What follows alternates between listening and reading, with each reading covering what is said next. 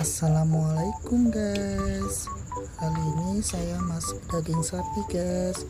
Ini saya masaknya ala kadarnya guys.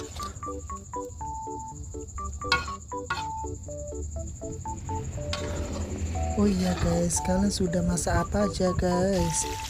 Oke guys, ini saya masukkan tahu digoreng setengah matang guys.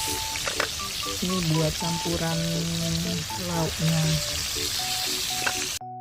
guys. Ini airnya sudah menyusut guys, langsung santap makan.